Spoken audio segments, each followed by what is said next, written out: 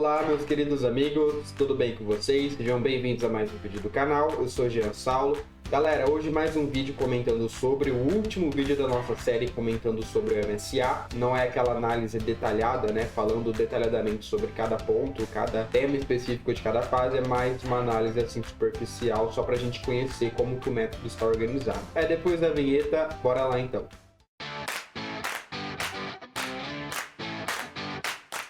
Galera, o MSA ele está dividido em 16 fases, então. Nós estamos aqui nas 3 últimas fases para analisarmos essas 3 últimas fases, 14, 15 e 16. Na fase 14, ele vai trazer um pouquinho sobre notas pontuadas, andamento, isso é importantíssimo, falar um pouquinho sobre o andamento dos hinos, modificação de andamento, que seria pouco ralentando, modificação indevida de andamento, né, que é quando a gente modifica o andamento e não era para modificar. Fase 16, última fase do método. Frases e semifrases, interpretação musical, indicações interpretativas. Aqui seria a cereja do bolo, né? Depois que ele já falou sobre tudo que tinha que falar, tudo que precisa, na verdade, para se tocar os hinos, ele vai se ater aí aos detalhes. Frases e semifrases, interpretação musical, como interpretar, questões de andamento, né? Isso daí seria coisas mais específicas, são os detalhezinhos que a gente tem que pontuar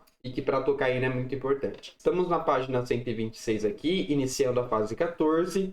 Na fase 14 ele vai falar um pouquinho sobre as notas pontuadas, diferenças na subdivisão. Tá? Aqui ele dá o exemplo, a métrica musical, especialmente no que se refere à proporção entre as figuras, deve ser sempre respeitada. Isso é muito importante, porque às vezes você faz uma nota de 2 tempos contando 1, 2. Daí uma nota de 4 tempos você faz 1, 2, 3, 4. Você percebe que a de 4 tempos, logicamente, obviamente, ela tem que ser maior do que a de 2 tempos. Porém, a de 2 tempos você contou 2, só que contou num andamento menor. E quando você conta até 4, você contou num andamento maior. É esse tipo de coisa que o metrônomo acaba ajudando, porque o metrônomo ele tá ali, ele dá o pulso regular. Ele não para. Por isso que o MSA traz tantos exercícios de leitura rítmica. Para você ficar ali batendo, né?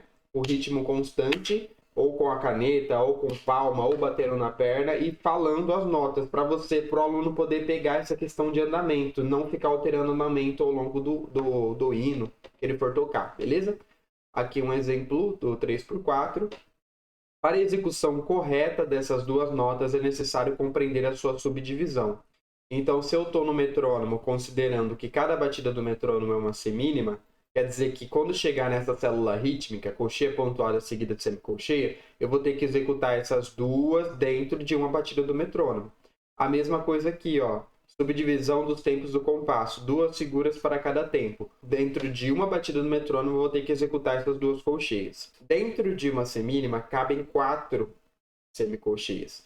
Então, se eu estou considerando que a batida do metrônomo é a semínima, eu vou ter que executar essas 4 figuras dentro de uma semínima. Eu acho isso muito importante, ele trazer isso, porque tem bastante lição de método que tem essa questão dessas figuras, tá? Bastante importante mesmo ele trazer esse tipo de coisa. Aqui ele dá alguns exemplos, né? Isso daqui é diferente disso daqui, tá? Então, isso é diferente disso, isso é diferente disso. Então, é importante ele trazer essas diferenças, né? Aqui ele coloca um exemplo, né, de hinos. QR Code, né? Para quem quiser saber um pouquinho mais do assunto. Exercícios de leitura rítmica, exercício de solfejo. Aqui ele pede para solfejar o hino 118. O hino 118 é interessante porque costuma ter bastante erro com relação a essa questão da métrica, né? Da proporção entre as figuras, enfim. Hino 141, solfejar também, exercícios de leitura rítmica, exercícios de solfejo de hinos. E aqui entramos então na fase 15. Fase 15 vai entrar num assunto bastante importante que é sobre o andamento. Andamento é a indicação de velocidade colocado no início da peça musical, tá? Que é que a gente tem aqui nos hinos, tá?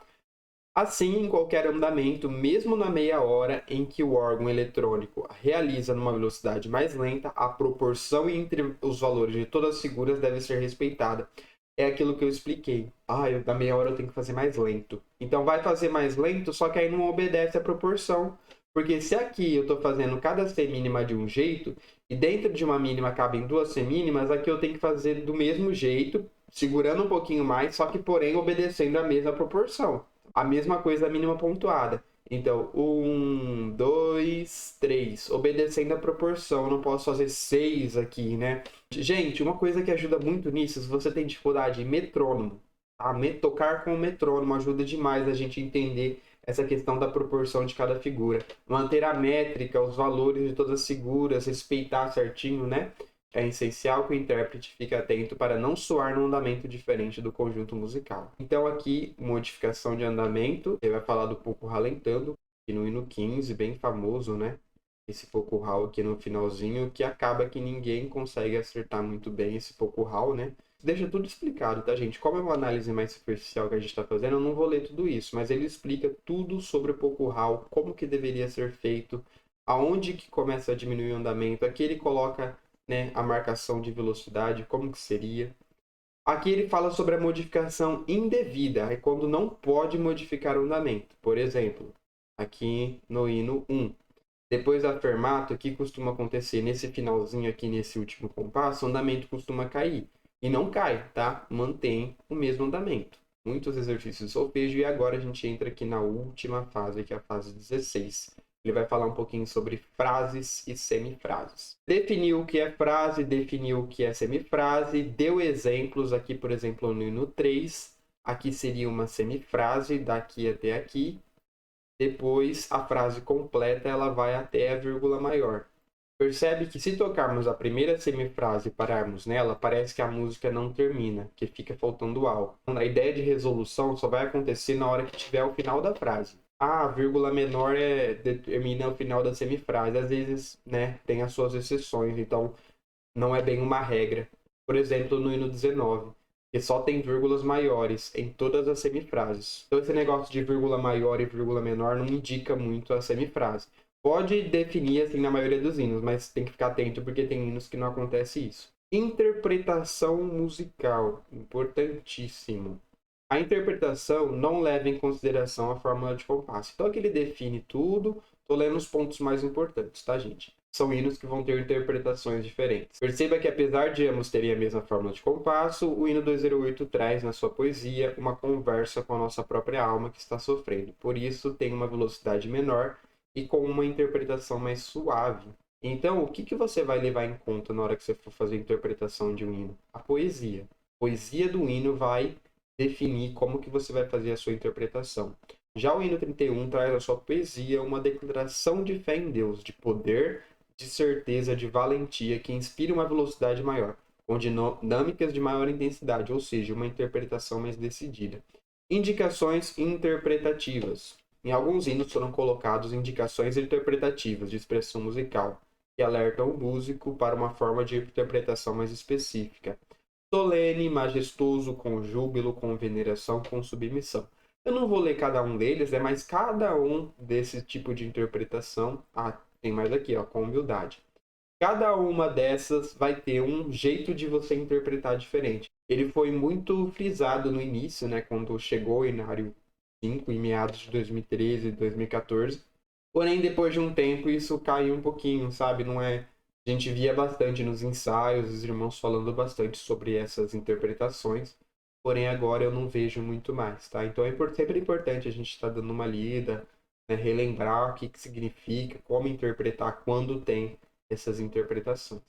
Aqui ele dá todos os exemplos, exercícios de clave de sol, clave de fá e dó, dependendo do instrumento que você está tocando, você vai escolher, né, a sua clave.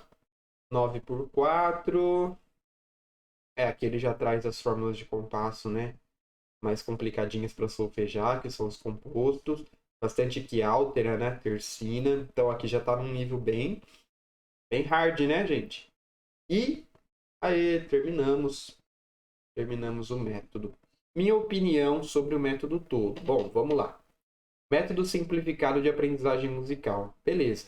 Eu acho que cumpriu a proposta, tá bem simplificado.